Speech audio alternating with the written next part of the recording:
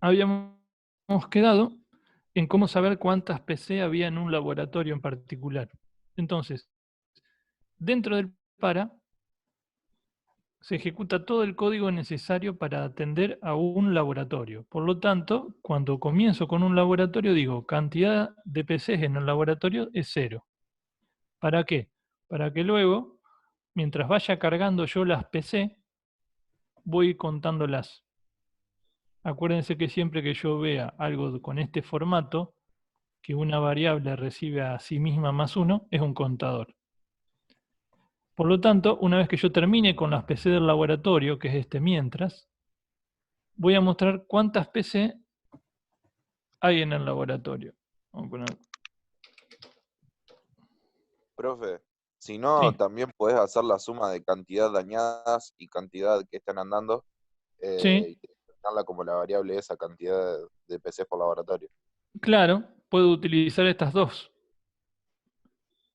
Yo sumando todas las que funcionan con las dañadas, tendría el total de PCs en el laboratorio. Sería otra manera de poder obtener el mismo resultado. Sería incluso más eficiente, ¿por qué? Porque yo no tendría o no requeriría de otro espacio de memoria más para hacer la misma operación que puedo hacer con algo que ya está. ¿Se entiende la idea? Si yo quisiera saber cuántas PC hay en todos los laboratorios, el total de PC que hay en la facultad, ¿qué debería hacer? Este contador lo saco, ¿bien?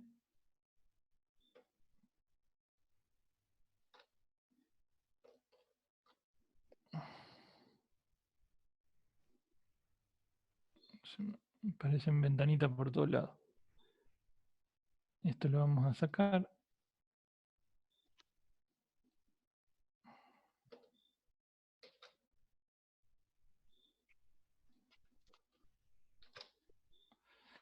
Y ahí tendría, con ese cambio, cuando finalice mi programa, mi aplicación, voy a saber cuántas PC había en todos los laboratorios juntos. ¿eh? Fíjense con algo muy sencillito, yo ya tengo la respuesta a otro problema que le podría dar. ¿bien? Por eso es necesario que siempre lean bien el enunciado. Leanlo bien, 2, 3 veces, 4 si es necesario. Traten de ver qué es lo que se pide, con qué datos yo cuento y con qué datos voy a tener que resumir o presentar o informar.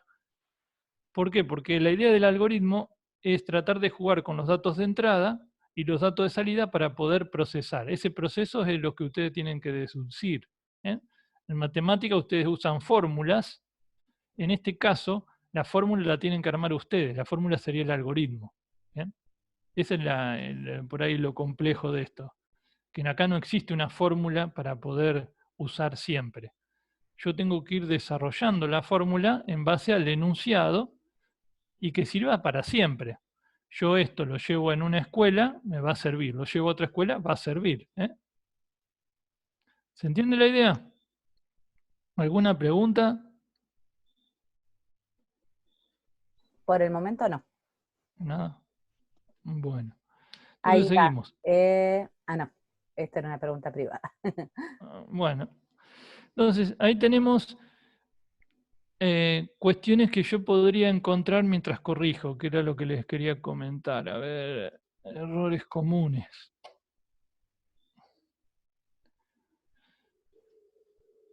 Bueno, esto no.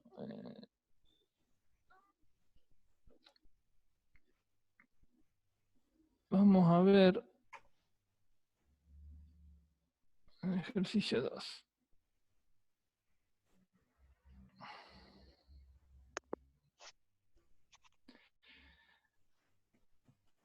Fíjense, yo tengo este ejercicio, volvemos a lo chiquito, para ir detectando errores o mejoras que podemos hacer a los algoritmos.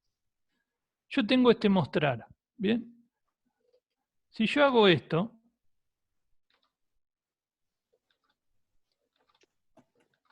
¿va a funcionar o no va a funcionar?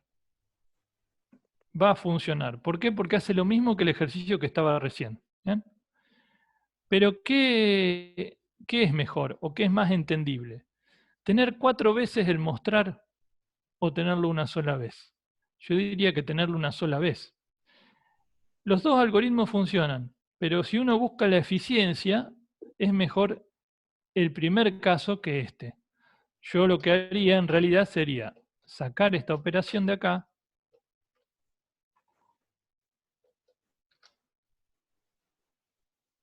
y vamos a poner, y dejarla así. Fíjense que en todo caso yo tendría, parece, un algoritmo mucho más sencillo que lo que era anteriormente. ¿eh? Entonces, cuando yo vea o encuentre un algoritmo que resuelve un problema, el próximo paso es decir, bueno, ya lo resolví, ahora voy a tratar de mejorarlo. ¿Cómo lo mejoro? Y tratando de minimizar la cantidad de operaciones que se hacen, usando la menor cantidad de variables posibles. ¿Está? Todo eso ayuda. ¿Por qué? Porque mientras más operaciones yo tenga, más cosas va a tener que hacer la PC. Y por lo tanto va a estar ocupada en esto y no se va a poder ocupar de hacer otras cosas. Entonces, ahí viene cuando la CPU se satura de operaciones y los programas se vuelven lentos. Lo mismo sucede que si yo uso muchas variables. Si yo uso muchas variables, quiere decir que mi programa necesita mucha memoria para poder trabajar. Y en ese caso también se vuelve poco eficiente. Entonces, una vez que encontramos el algoritmo que soluciona el problema, el próximo paso es optimizarlo. ¿Bien? ¿Alguna consulta con eso? No. No, nada. Bueno. Bueno, entonces los mensajitos. A ver, Bien. acá hay una duda. Profe, yo uso output e input. Sí, es lo mismo. Sí, es lo mismo, lo que pasa que en Y, Structorizar te va a admitir input y output, porque así no si te... vos lo querés cambiar, lo podés hacer desde acá. Te vas a preferencias, Ah, parser, y ahí decís, para vos, el for se escribe como para, y el chu como hasta. El while, para mí, se escribe mientras. ¿Se entiende? El input y el output. Para mí el input es ingresar y el output es mostrar. ¿Se entiende? Si yo quisiera, no es mostrar, es presentar. Vamos a poner mayúscula. acá me preguntan si las variables es necesario declararlas. Yo les dije por ahí en privado a ustedes que no hace falta declararlas en algoritmos, no es necesario. Si ustedes No, trabajan con un lenguaje de programación, sí es necesario declararlas, ¿sí? Declararlas es decir, qué variable va a usar qué tipo de dato, ¿sí? Pero en este caso, en algoritmos, no se embochinchen con eso porque con eso tienen bastantes errores. sí, estamos. Entonces, declarar es decirle al lenguaje de programación, para el que no está al tanto y quedó medio colgado, es cuando yo estoy programando, ya no estoy haciendo el algoritmo, ya estoy programando, trabajando con un lenguaje, es decirle al lenguaje, ese lugarcito de memoria, esa variable va a permitir guardar números. Entonces yo le tengo que decir que esa variable guarda números y por lo tanto va a reservar un espacio de memoria más grande o más chico que si yo dijera que va a guardar letras. Acá me dicen si podés volver a explicar cómo haces para poner esos sinónimos, digamos que para vos el output es el mostrar, el mientras el Tienen que ir while. a preferencias parser. Les aparece esta ventanita y acá le van diciendo ustedes cómo quieren ver. Por ejemplo, acá el ingresar diría input y cada vez que aparece output, yo no quiero que aparezca output, que aparezca mostrar. ¿Estamos? Y le doy OK. Entonces, preferencias, parser. Uh-huh. Yo se los voy escribiendo. ¿Estamos hasta ahí?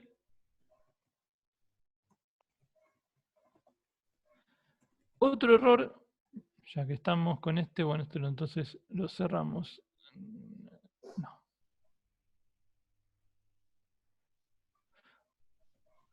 Otro error que por ahí hacen, y es bastante común, fíjense las preguntas que nosotros hacemos acá. Yo cuando tengo un condicional, yo estoy preguntando si una variable es igual a tal cosa, si una variable es mayor que tal cosa.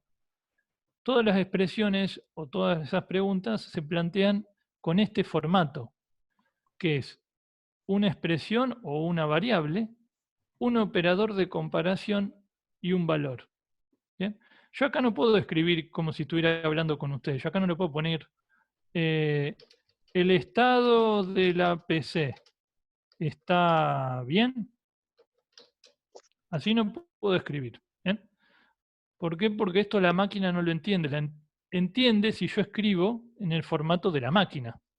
Entonces, ella es capaz de entender esta pregunta utilizando variables. ¿Se entiende? Así sí me va a entender. Si yo se lo escribo como si estuviera hablando con una persona, no. Que muchas veces hacen ese tipo de preguntas en los condicionales. Preguntan como si estuvieran hablando con alguien. Eso estaría mal. Y después, también se equivocan por ahí con los condicionales anidados. Vamos a suponer, vamos a cerrarlo. Vamos a ir a un condicional anidado, que era el primer ejercicio.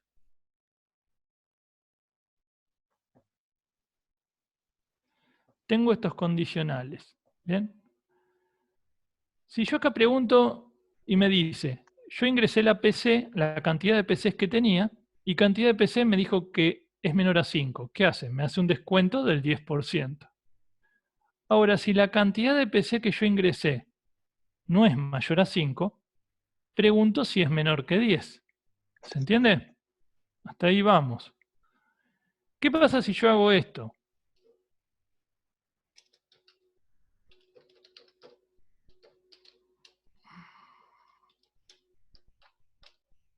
PCs.